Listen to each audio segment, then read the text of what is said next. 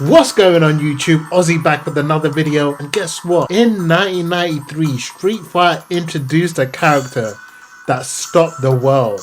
A Hong Kong martial artist, a movie star, a fighter whose every move carried the unmistakable spirit of the greatest martial artist of all time. You know who I'm talking about? Bruce Lee, aka Fei Long. And he wasn't just a character. He was the first, guys, let's get this straight. The first Bruce Lee in video game history. Before Liu Kang, before one of my mains, martial law, before Jann Lee, Fei Long came first. And then, all of a sudden, Street Fighter 5 and 6, he's gone.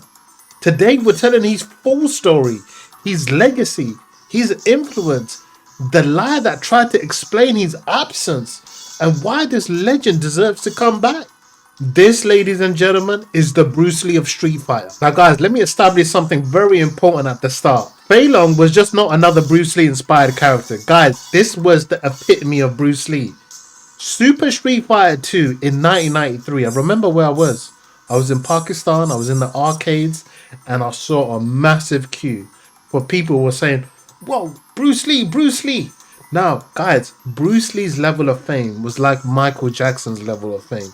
When you're famous in countries like Pakistan, Afghanistan, that's fame without social media. Jackie Chan is in that category also. But we're talking about a legend here. Jeet Kune Do fighting philosophy, lightning fast strikes, the way of the intercepting fist, this iconic battle cry, the intensity in every single movement was portrayed on a 2D fighter. Feilong arrived and the whole Street Fighter world felt it. But then something very interesting happened. The other developers saw this.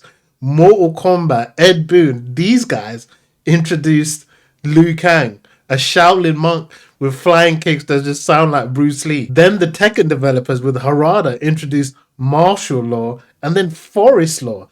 Two different versions of Bruce Lee. Both undeniable tributes to the legacy of Bruce Lee. And then Dead or Alive came and they introduced a more modern version called Jann Lee, another Hong Kong fighter carrying the same unmistakable spirit. These characters all came after Fei Long. Remember that. He started something. He opened a door that other franchises had to walk through. And yet somehow he's left behind. Think about that.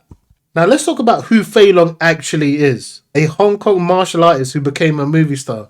Does that sound familiar? Who does that remind you of? They literally spun off the story of Bruce Lee. Like, his story literally mirrors Bruce Lee's journey almost perfectly. A man who mastered the art of combat and then brought that mastery to the cinema in Hollywood.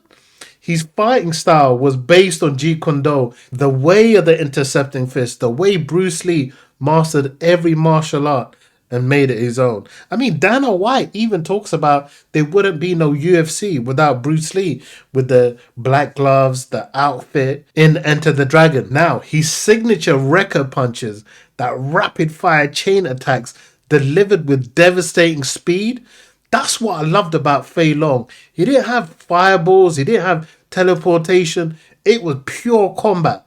And for me, it became one of the most feared sequences in the Street Fighter history. The personality was pure fire. That's what Bruce was. Passionate, intense, completely dedicated to the art. And Feilong wasn't just a tribute to Bruce Lee's appearance. He was a tribute to Bruce Lee's spirit. That philosophy of constant improvement, that refusal to accept limits, that burning intensity that made Bruce Lee more than just a martial artist, it made him a legend. Feilong carried that spirit. Now, when Street Fighter 4 launched in 2008, Feilong was one of the most powerful and respected characters in the game. His Rekka system gave him relentless offensive pressure. We got Fudo here. You can see how Fudo utilizes his speed incredibly well, and his damage output was among the highest on the roster. Top players from Japan, Europe, America competed with Feilong at the highest level. He wasn't just popular, he was feared.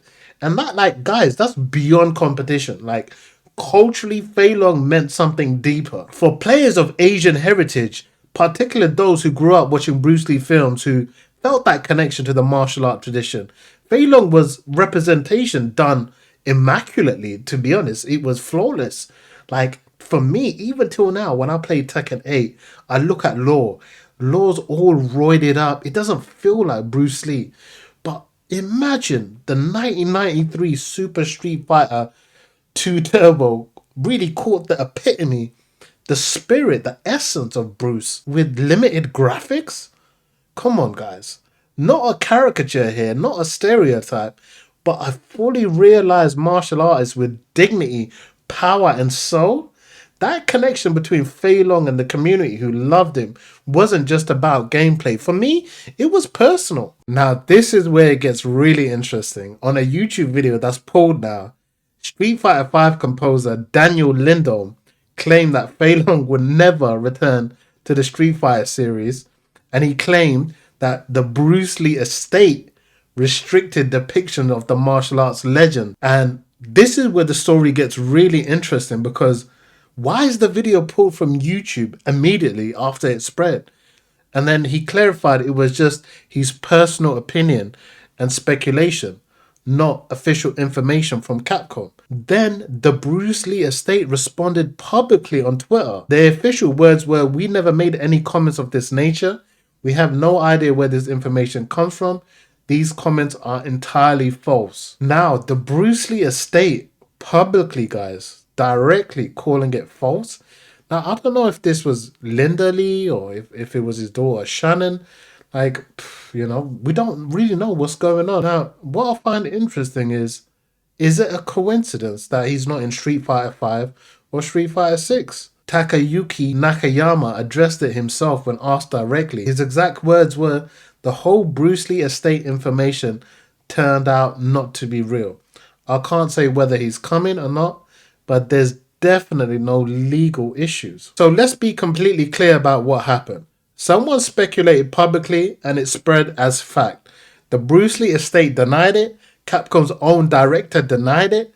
There's zero legal barriers to Fei Long returning. And yet, here we are, Street Fighter 6. It's in season 4 now, and I'm happy and I'm sad. I'm going to tell you why. Because I really like the brown representation of Arjun. There's been 8 Tekken games, there's no brown representative. But I was also sad because I didn't see Fei Long. I loved watching Fei Long as a kid. I loved watching Fei Long gameplay, and he's still missing. And Capcom still won't confirm whether he's coming back. The real reasons for his absence, guys, that's totally up to you now. It's really subjective here. I really don't know what to say. Nobody has ever properly explained it. And this is the same way I feel about Liu Long. Where's Liu Long in Tekken 8? Nowhere to be seen. Everyone's saying, oh, he's hardly used, he's hard to use. So many different theories, but this here is the closest thing we're going to get to the truth. Now, this is the painful part. I want you to imagine how Fei Long would look in Street Fighter 6. This beautiful engine, amazing graphics, how esports is now, how much he would be used in tournaments, watching him live, being expressed by so many great players, the amount of players that play Street Fighter 6 now, how they would pay homage to a modern day Fei Long. How would his Rekka system be rebuilt from ground up? Those rapid fire chain attacks, rendered with modern animation that does true justice to the speed and precision of Jeet Kune Do. His drive system options could be absolutely incredible. Imagine Drive Rush into Rekka pressure. Think about that for a minute.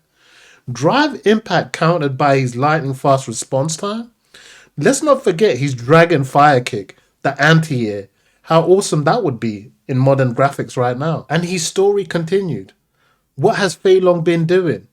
Is he a failed movie star? Has he made more films? Has he been training in the new generation? Is he a director? Has he crossed paths with the new Street Fighter 6 characters? We will never know. And there are so many directions his story could go. Street Fighter 6 visually is stunning, in my opinion. I watch it all the time. And content-rich entry in the franchise history. Feilong deserves to be part of this, but with the evidence I've shown, This could be the reason he's hindered.